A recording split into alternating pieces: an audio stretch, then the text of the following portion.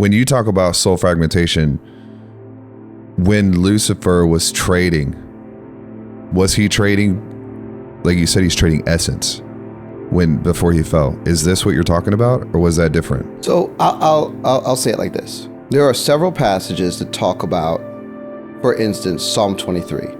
The Lord is my shepherd, I shall not want.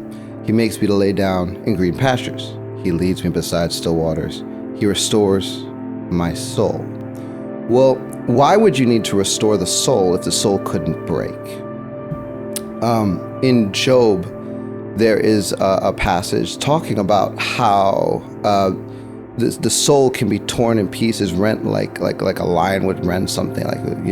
My soul is rent in pieces. In the book of Psalms, it also talks about the soul being torn in pieces.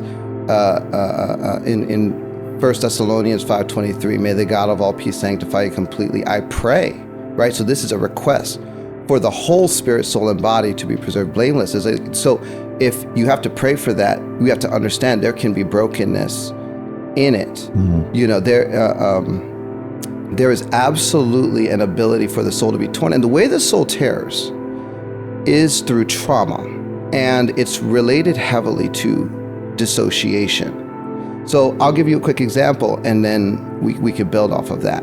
So let's say a person is, about to go through a physical abuse, so they're 5, and the abuser's coming in. They have the weapon of choice, and it's just like, okay, big bell. This is going to go on for a while. They're in a drunken stupor. I'm about to get abused. 5 years old, you can't get away, can't run, can't overpower, you can't talk your way out of it. So how do you get out of that situation? Well, you go away in your mind. You run down the hallway of your mind. And that's what children learn to do. So they'll be in an abuse situation, but they're not present. They go away, their mind. But in order to go away, you can't just leave your body fully unless you're dying. So part of their mind goes away. Part of it's going to stay present. And so when a child uses dissociation to escape their abuse situation, what happens is after the abuse is over, the part of them that's being preserved from that abuse will come back to the front. But the part of them that got abused, that had to stay present for that, has to go somewhere. And usually it develops some degree of its own identity within the subconscious. This is a soul tear. Verbal abuse can achieve this according to the Bible. How long will you tear my soul in pieces with your words? And the reality is, when a person goes through different kinds of traumas, different kinds of situations that are very difficult for them to cope with, you're going to see the soul tear to different degrees. And so we put that on a continuum. At the soft end of a continuum of dissociation, you have daydreaming.